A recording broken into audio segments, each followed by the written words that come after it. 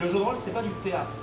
On va pas incarner le personnage, on va l'interpréter comme un conteur qui va raconter ce que fait le joueur, mais qui va parler avec sa bouche à lui, qui va faire parler le personnage.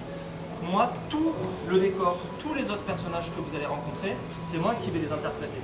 Et pour que ce soit clair pour vous... Avez-vous déjà pris part à un jeu de rôle? Eh bien, l'occasion nous a été donnée d'apprécier pleinement le caractère interactif et créatif de ce jeu lors de la 7e édition du festival Pousse-Pion qui s'est déroulé du 20 au 22 novembre 2025 à l'Institut Goethe de Yaoundé.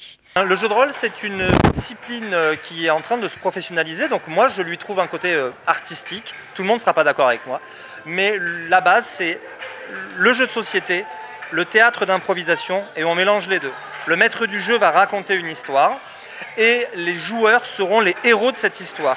Et tout ce que les héros feront, ce sont aux joueurs de choisir. Moi, je vais dire ça, je vais faire ceci, c'est pas le maître du jeu. À côté du jeu de rôle, l'on compte plusieurs autres jeux de société innovants et captivants. La première innovation de cette année, c'est que le festival est plus grand. Vous suivez le festival il y a déjà 3 ou 4 ans, là ça a grandi.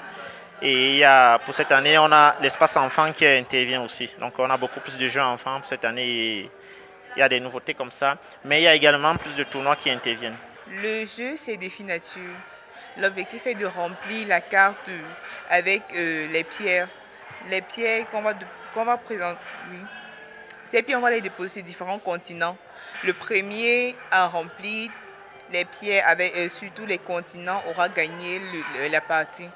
Et ce jeu se fait avec 2 à 6 personnes. Une initiative qui s'impose aujourd'hui comme un outil à la fois éducatif, social et culturel, mais qui tarde à faire l'unanimité. Nous, on organise le festival depuis 7 ans, mais jamais on ne nous a répondu à un courrier quelconque. Peut-être parce qu'on pense que le jeu, c'est pour les enfants, mais tout le monde joue.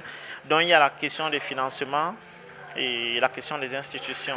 Le festival Pousse-Pion se déploie depuis 7 ans et son promoteur Gérard Gan, fidèle à ses ambitions, n'entend pas s'arrêter là. Organiser un jour le festival Pousse-Pion au Palais des Sports ou au Palais des Congrès dans 3-4 ans, quelque chose comme ça. Et surtout voir le ministre des Arts et celui du Tourisme et pourquoi pas de la jeunesse et de l'éducation venir inaugurer le festival Pousse-Pion. Ce festival vient redéfinir la place du jeu de société dans notre culture, longtemps considérée comme réservée aux enfants, en rappelant que l'enfant est le père de l'homme.